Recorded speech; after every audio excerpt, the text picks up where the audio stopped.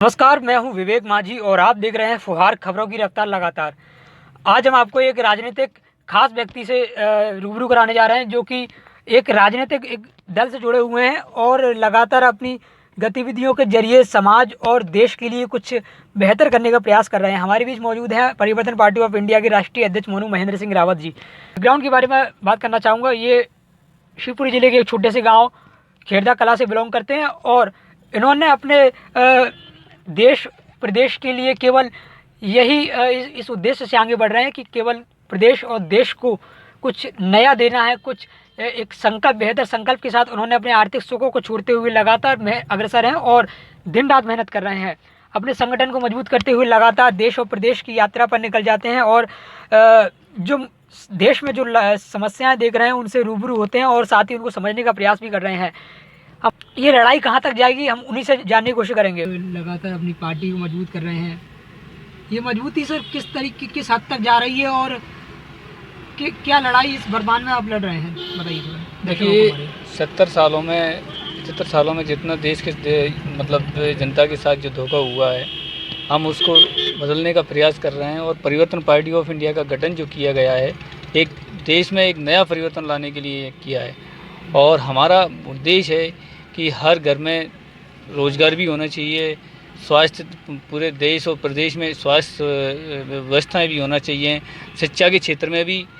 मतलब आज ये आप देखिए कि गवर्नमेंट स्कूल में कोई पढ़ने भी नहीं जाता कोई बच्चे, और प्राइवेट स्कूल में इतनी फ़ीस वसूली जा रही है।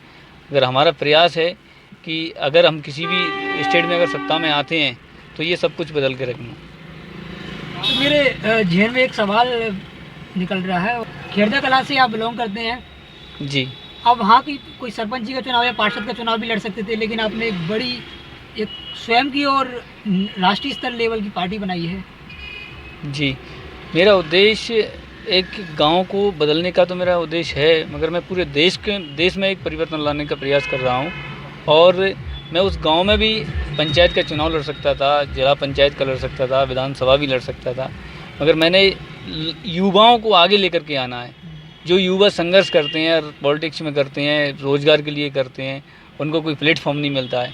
मेरा उद्देश्य है कि अगर पॉलिटिक्स में जो युवा जाते हैं उनको दरकिनार कर दिया जाता है, जो पैसे वाले जो चेहरे होते हैं उनको आगे रख दिया जाता है। अभी तक ये पॉलिटिकल पार्टियां हैं।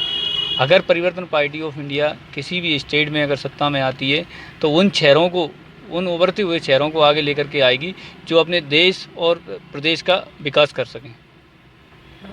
पार्टी की कमान किन किन जिलों में सक्रिय हो चुकी है और कहाँ तक संगठन इस समय काम कर रहा है? पार्टी करीबन देश के 20 राज्यों में सक्रिय है और आने वाले विधानसभा 2023 के चुनाव की हम तैयारी कर रहे हैं, जो कि मध्य प्रदेश, राजस्थान, छत्तीसगढ़ और तेलंगाना 4 स्टेट में हम चुनाव लड़ेंगे और सभी सीटों पर चुनाव लड़ेंगे। उसके लिए हमारी गतिविधियाँ चल रही हैं, पार्टी का संगठन का विस्तार चल रहा है और लोगों को जो आम समस्या हैं उनको समझने का प्रयास कर रहे हैं और लोगों को अपनी ओर लाने का प्रयास है। 2013 के बाद से जो प्रधानमंत्री नरेंद्र मोदी इस तरीके से उन्होंने जनता के बीच में कार्य दिए हैं, कुछ ऐसे कार्य हैं जिनकी काफ़ी सराहना की गई है और कई कार्य हैं जो जनता आलोचनाएं भी करती है, जैसे नोटबंदी हो गई, जीएसटी हो गया। देखिए, इतने जितने बड़े जो फैसले लिए गए हैं वो पब्लिक के हित में नहीं हैं। आप देखिए, नोटबंदी से कोई फ़ायदा नहीं हुआ। बताया था कि ब्लैक मनी आ जाएगी, जो विदेशों में जमा है वो ब्लैक मनी आ जाएगी, वो भी वापस नहीं है। 15 लाख का वादा किया कि 15 लाख हर किसी के खाते में डालेंगे, वो भी नहीं डले। ठीक है, जीएसटी आप लेके आए तो व्यापारी पिट गए। ठीक है, आज प्राकृतिक आपदा के कारण किसान भी बिल्कुल मरे हुए हैं। स्थिति ये है कि जब दिल्ली में जब आंदोलन चल रहा था मैंने काफ़ी टाइम दिया दिल्ली में, जो किसान आंदोलन चल रहा था उसमें, तो उसमें मतलब किसानों को टारगेट किया जा रहा था, ये खालिस्तानी, पाकिस्तानी। मगर सरकार ने फिर अगर ये मान लो बिल लेके आए थे, अगर सही था तो उसको वापस क्यों लिया फिर?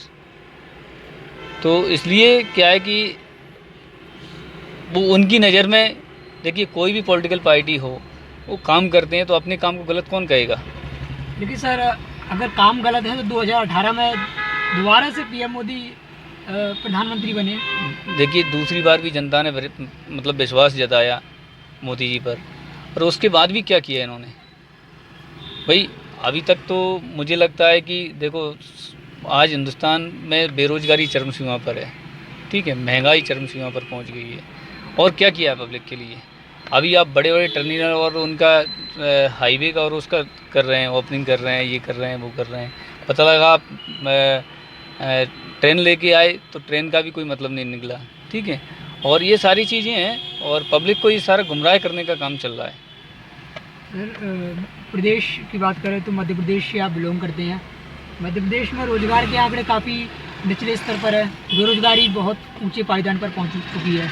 युवा है, भोपाल में भी आज उन्होंने आंदोलन किया था, लाठियाँ खाई, लाठीचार्ज हुआ। जी, तो क्या महसूस करते हैं सर, क्या युवा रोजगार के लिए इसी तरह लड़ते रहेंगे मध्य प्रदेश में? मैं सबसे पहले तो आपको कहना चाहूँगा, जो आज युवाओं के साथ हो रहा है, जो लाठी डंडों से जो युवाओं को दबाया जा रहा है, ये ज़्यादा टाइम तक चलने वाला नहीं है। और मध्य प्रदेश का युवा जाग चुका है, अपने हक और अधिकार की लड़ाई लड़ेगा और अपना हक अधिकार लेकर रहेगा। आज जो भोपाल के अंदर हुआ है, जो इंदौर से युवा चल करके आए थे, पद यात्रा करके आए थे, उनको भोपाल राजधानी में घुसने नहीं दिया। कोई भी अगर संगठन आता, कोई भी आते हैं, बेरोजगार युवा आए, चाहे मजदूर संघ वाले आए, ये भोपाल में नहीं घुसने देते। तो ये कब तक राज करेंगे, कब तक लोग सहेंगे इनको? आप वल्लभ भवन में जाइए तो वल्लभ भवन में किसी को घुसने नहीं देते। भाई कौन मिनिस्टर से, कौन मुख्यमंत्री से ये बताइए पास बनवा के लाएगा? आम आदमी को घुसने की कोई परमिशन नहीं है। व्यापम का नाम बदल के एक बार, तीसरी बार कर्मचारी चयन मंडल रख दिया गया। पहले व्यापम था, पीवी प्रोफेशनल एग्जामिनेशन बोर्ड किया, फिर कर्मचारी चयन मंडल किया। क्या नाम बदलने से ही रोजगार मिल जाएगा क्या युवाओं को? नाम बदलने से रोजगार नहीं मिलता। देश के किसी भी स्थान का नाम बदल दो, उससे किसी का पेट भरने वाला नहीं है। आपको रोजगार देना ही पड़ेगा, जब ही लोगों की समस्या हल होंगी और विकास करना पड़ेगा। सर, मध्य प्रदेश में हाल ही में चीता प्रोजेक्ट चलाया गया, एक बड़े स्तर पर आयोजन किया गया और श्योपुर में, कूनों में, वहाँ पर चीतों की बसाहट की गई है। मैं आदरणीय नरेंद्र मोदी जी से एक सवाल करना चाहूँगा कि देश में इंसान भूखा मर रहा है। आप देखिए, पूरे आंकड़े निकाल करके देखिए, देश में कई लोग ऐसे हैं जिनको खाना भी नसीब नहीं होता, और आप चीतों को ला करके यहाँ के सावर जो हैं उनका भोजन बना रहे हो। तो क्या है ये? इससे कौन सा विकास होगा देश का? लेकिन जो बुद्धिमानी व्यक्ति हैं, उनका सर यही तर्क है कि प्रकृति का इससे फ़ायदा होगा कहीं ना कहीं, और जो आसपास के लोगों को रोजगार मिलेगा। क्या रोजगार नहीं मिलेगा? भाई क्या रोजगार मिलेगा? मुझे ये बताइए कि कूनों में मैं काफ़ी घुमा हूँ, मैंने कूनों देखा है, कूनों के लोगों को देखा है। वहाँ पे करीबन 32 गाँव के लगभग जो हैं मतलब उनको वहाँ से निकाल दिया गया है, जिनको उनके ना तो कोई प्रॉपर्टी दी गई, अभी तक कुछ नहीं मिला है। मुआवजा दे दिया है तो उनका पैसा बर्बाद हो गया है, ठीक है। मगर जो आदिवासी जो लोग जो निवास करते थे, मगर उनका तो हक अधिकार छीन लिया इन्होंने। और उससे क्या होना जाना है, आप ये बताइए। देश में टूरिस्ट आएंगे सर, टूरिस्ट आएंगे, राजस्व नहीं बढ़ेगा इससे। आप ये बताइए कि टूरिस्ट आएंगे, कितने टूरिस्ट आते हैं और कितना टूरिस्ट आज से कितना प्रॉफिट होता है? आप ये मान के चलिए कि अभी कूनों के अंदर कुछ भी नहीं है। कूनों के बाहर ना कोई होटल बने हैं, ना कुछ बने हैं। और टूरिस्ट आएंगे तो वहाँ के लोकल के लोग जो हैं, पढ़े लिखे हैं नहीं है, शिक्षित लोग नहीं हैं वहाँ पे, ठीक है। आदिवासी बेल्ट है। चलिए, हम आपकी पार्टी की बात करेंगे। विधानसभा 2023 की सर क्या तैयारियाँ चल रही हैं और क्या वायदे आप जनता के समक्ष रखना चाहते हैं?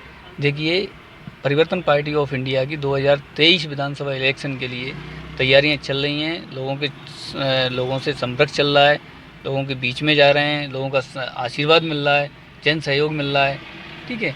और हमारा प्लान है कि 230 विधानसभा पे हम चुनाव लड़ेंगे, और मध्य प्रदेश ही नहीं, मध्य प्रदेश से बाहर राजस्थान, आपकी छत्तीसगढ़ और तेलंगाना में भी हम चुनाव लड़ेंगे, और लोगों का खुलकर समर्थन मिल रहा है। क्या मुख्य मुद्दे क्या रहेंगे? क्या आपके भी वही राष्ट्रीयता, हिंदू धर्म, मजहब के पीछे? नहीं, हमारा देखिए, मैं आपको बता दूं, सभी कम्युनिटी को साथ में लेकर के चलना है। जाति और धर्म की राजनीति हमको नहीं करना। अगर मुझे करनी होती तो मैं किसी अपने समाज का संगठन खड़ा कर लेता, मगर मुझे ये नहीं करना। मुझे सभी को एक मंच पर लेकर के आना है और पूरे देश को एकत्रित करना है और एक देश को एक विकसित देश बनाना है मुझे। विकसित देश बनाना। जी। परिवर्तन पार्टी ऑफ इंडिया के राष्ट्रीय अध्यक्ष मनु महेंद्र सिंह रावत। हमने उनसे एक लंबी चर्चा की और चर्चा के तहत प्रदेश स्तर की बातें हों चाहे वो राष्ट्रीय स्तर की बातें हों, अनेक बातें उनसे हमने जानना चाहिए। और साथ ही जो देश में वर्तमान में जो भी हालात और जिन समस्याएं जो देश में चल रही हैं, चाहे वो युवाओं की हो, बेरोजगारी हो, भ्रष्टाचार हो या जनहित की तमाम समस्याएं हैं, उनके बारे में हमने और जाना, विश्लेषण किया। और विश्लेषण के साथ ही आगामी 2023 और 2024 में परिवर्तन पार्टी किस तरीके से अपना जो रूप दिखाएगी और अपना इस राजनीतिक मंच पर अपना किस तरीके से अपनी पांव जमाने का प्रयास करेगी, इसके बारे में भी हमने उनसे आज जाना।